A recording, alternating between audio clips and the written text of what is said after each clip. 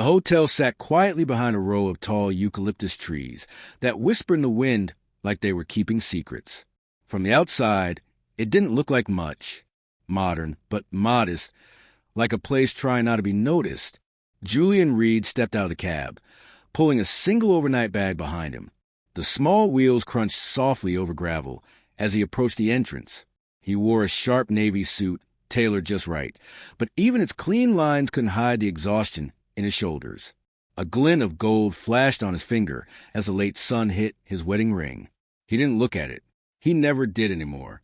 Julian hated business trips, especially the ones that pretended to be retreats. Endless conferences wrapped in overpriced spa brochures. "It's only 3 days," his husband, Daniel, had said that morning, his voice tight and distracted between back-to-back Zoom calls. "You'll be fine. Just network or whatever." Julian had nodded, forced a polite smile, then ended the call. The second the screen went black, his mouth relaxed into nothingness. He was used to being alone. That didn't mean it stopped feeling lonely. Inside, the lobby was cool and still. The air carried a faint mix of lemon cleaner and desert dust. No music played, just a soft hum of something unseen, like a ceiling vent or maybe time itself dragging its feet. Behind the marble front desk stood someone Julian didn't expect. He looked young, maybe 19 at most, thin, pale, and delicate, almost like he'd been sketched with charcoal instead of born. His oversized white shirt hung loosely on his frame, sleeves rolled neatly to the elbows. He was fussing with a clipboard, deeply focused. Julian approached, wheeling his bag beside him. The boy looked up and everything slowed. "Checking in, sir?" he asked, his voice soft and unsure. It still carried the awkward weight of boyhood, stretching slowly into manhood. "Yes." "Julian Reed," he replied, stealing a glance at the name tag pinned slightly crooked on the boy's chest. Ezra. The name struck Julian as soft, out of place in this dusty, faded hotel. Too gentle for the desert. Ezra flipped through the check-in sheet quickly. Too quickly. His long, thin fingers fumbled the corners of the pages like he hadn't done this very often. 1 guest, 2 nights. Executive suite? Ezra confirmed. Julian nodded, watching closely. There was something in the way Ezra avoided eye contact, but still seemed hyper-aware of him. A quiet tension, like 2 wires getting closer, without touching. When Ezra handed him the key card, their fingers brushed for just a second too long. "Room 312, Ezra said, his voice a bit lower now. "Breakfast is complimentary, 7 to 10 a.m. If you need anything." He trailed off.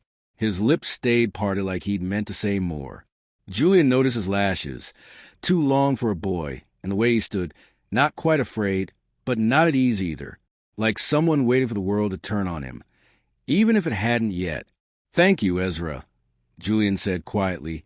Ezra smiled. Small, tentative, but it stayed, and he didn't look away until Julian turned to leave. The hallway to room 312 was dim, lit by wall sconces that cast more shadow than light. Julian entered the room, let the door shut behind him, and sat on the edge of the bed. He tugged off his tie like it had been strangling him, then just sat. The last rays of amber light stretched across the carpet, like they were trying to reach him, but falling short. He pulled out his phone. A message blinked on the lock screen. "Daniel, don't forget the call with Kessler at 8. Love you. Love you." Julian didn't respond. He lay back on the bed and stared at the ceiling. Daniel hadn't asked how his flight was. Hadn't asked if he made it to the hotel safely. They hadn't laughed together in weeks. They hadn't touched like lovers in months. Something was dying. Slowly, yes, but undeniably. And yet, when Julian closed his eyes, it wasn't Daniel's face that came to mind. It was Ezra's.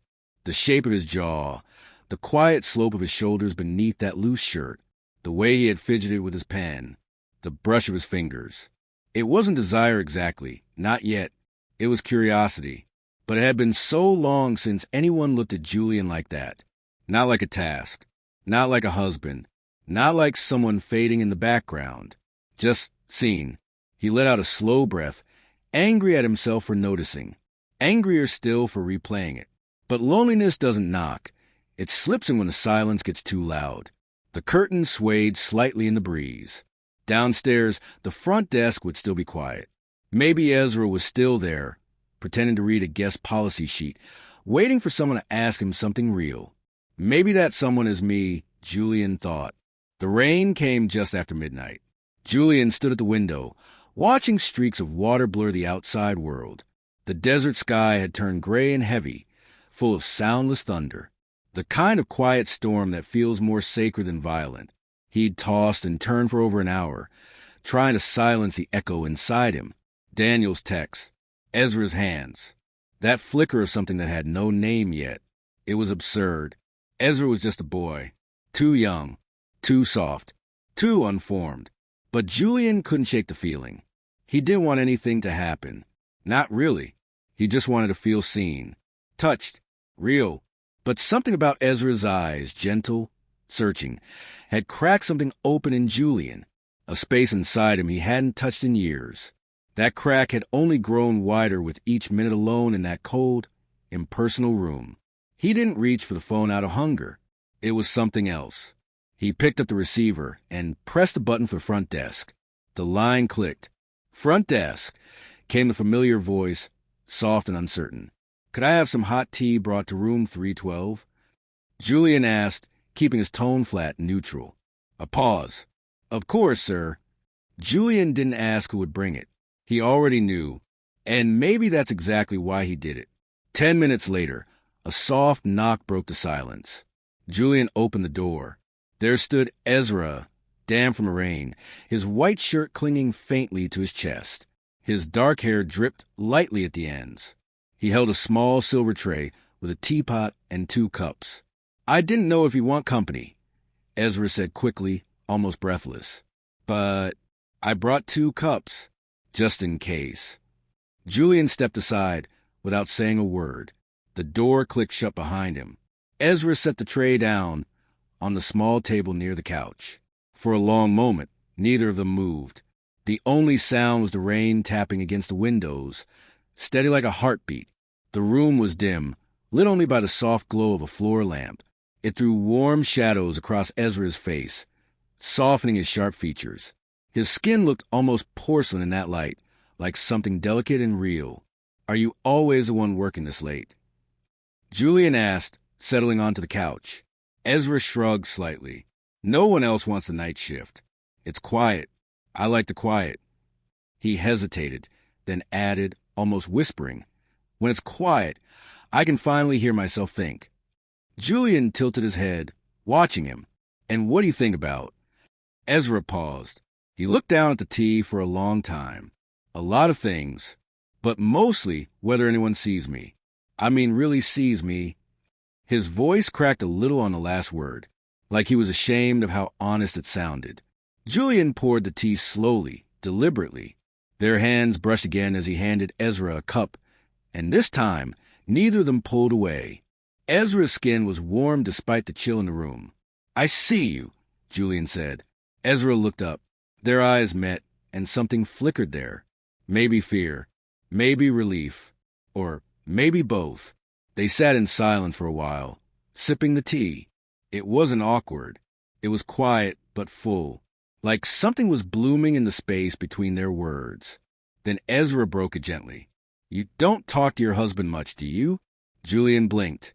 He wasn't expecting that. You noticed? Ezra nodded, slowly. You checked in with a ring on your hand, but no smile on your face. Wasn't hard to guess. Julian exhaled, setting his cup down. We haven't talked in a long time. Not about anything that matters, anyway. Ezra's voice was barely a whisper. I've never had anyone. Julian looked at him, surprised. I mean, I've had people touch me, Ezra continued. But no one's ever really looked at me. Not like you just did. That silence came again, heavier now, thicker, like the moment was holding its breath. Ezra leaned forward slightly. His knee brushed against Julian's. You don't have to be alone tonight. He wasn't offering sex. His words weren't seductive. They were soft, real, like someone holding out a hand in the dark, hoping someone else would reach back. Julian could have ended it there, thanked him for the tea, sent him back downstairs. But he didn't. Something in him ached too much to pretend anymore. He didn't want lust. He wanted to feel seen, wanted to feel real again. So he leaned forward. Their lips touched, lightly like a question. Ezra's hand rose hesitantly to Julian's face. Julian's fingers found the back of Ezra's neck. They kissed again, slower this time, deeper. The tray of tea sat forgotten. The rain outside thickened, softened the world around them. They didn't speak again. They didn't have to. The night became its own language, made of touches and breaths, of quiet sighs and trembling hands. Julian didn't close his eyes. He didn't want to escape the moment. He wanted to remember it, not as a mistake, but as something honest. No history, no future. Just this, something outside of everything else. When morning came, it didn't apologize. Gray light crept into the curtains, soft and dull. The desert sky had lost its color. Julian lay on his side, staring at the ceiling, not moving. He hadn't really slept. Next to him, Ezra lay curled up, knees drawn like a child, one arm tucked under the pillow. His lips were parted slightly, breath slow and even. He looked peaceful, like someone untouched by the weight of what came next. Julian watched him. Ezra's dark hair was a little messy now, falling gently over his forehead. The blanket was tangled around his hips, revealing his narrow back, his shoulder blades rising and falling with each breath. Julian didn't move, because part of him didn't want to leave that moment. Not yet. The weight of everything else, his husband, the conference, the life waiting outside room 312, was still out there, but in here, for just a little longer, the silence didn't hurt. Julian sat up carefully, trying not to wake the boy sleeping beside him. His chest felt tight, not from regret, but from something far more complicated. The room was still, too still. He glanced around. His clothes lay scattered on the floor like they had fallen from someone else's body. His belt still half-buckled. His watch, his phone face down. Everything looked like it had dropped in slow motion, as if the night had unfolded outside of time. He reached for his phone. 2 missed calls from Michael, and a message. Good morning. Hope the presentation goes well. Love you. Julian stared at the screen. His thumb hovered for a moment. Then he turned the phone face down again. The warmth lingering on his skin wasn't just from Ezra's body next to him. It was from everything they had let happen, everything they had allowed. And now it lived between them, a secret that refused to be unnamed. He was no longer just a guest. Ezra, no longer just a hotel clerk. They were strangers, yes, but not anymore. Not in that unspoken way that matters. A soft rustle beside him. Ezra stirred. His eyes blinked open slowly, squinting against the dim light of the cloudy morning. He looked around, dazed for a second, then turned toward Julian. A sleepy, small smile touched his lips. "Hey," he whispered. Julian managed a faint smile in return. "Hey." Ezra reached up and brushed a strand of hair from Julian's forehead. His touch was feather-light, hesitant, gentle. "You didn't sleep?" Ezra said quietly. Julian nodded. "No." Silence returned. Heavy but not cold. Ezra sat up, wrapping the sheet loosely around his waist. His legs dangled off the edge of the bed. His back turned now. "I guess this is the part where you regret it." Ezra said softly, not accusing, just honest. Julian looked down at his hands. "I don't know what I feel." Ezra turned his head slightly, his expression unreadable. Not hurt, not angry, just waiting. "I'm not asking for anything," he said. "I knew what this was." Julian's voice came quieter now. "I'm married. I wasn't supposed to want this." Ezra gave a bitter smile, small but cutting. "You didn't want it. You needed it." The truth of that sat like a stone in Julian's chest. He didn't argue. Ezra stood and walked to the desk by the window. He picked up his shirt, folding it slowly in his hands before slipping it on. He didn't look embarrassed. He didn't look like a kid anymore either. He looked older, not in years, but in something else, like someone who had both lost and gained something at the same time. As he buttoned his shirt, he asked, without turning around, "Will you tell him?" Julian stared at the wrinkled sheet, the bed they'd shared. "No." Ezra was quiet, Then, will you stay with him? Julian swallowed hard. I don't know.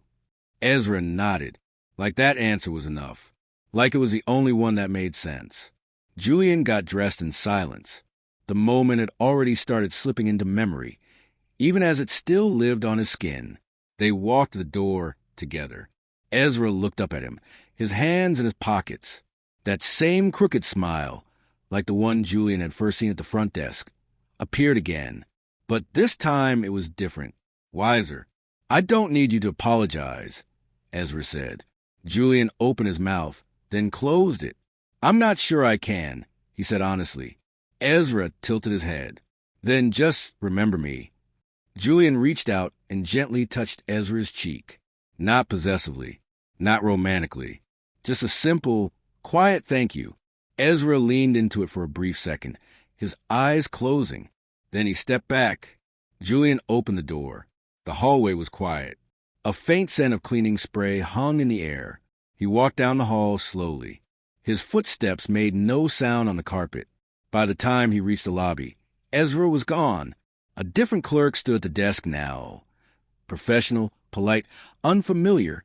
And just like that, Ezra had vanished from his life, just as quietly as he had entered it. Julian stepped outside. The sun had finally broken through the clouds, pale and soft, but still there. The breeze touched his face, gentle and cool. His hand still remembered the warmth of someone he wasn't supposed to touch. But he didn't feel ruined, just changed,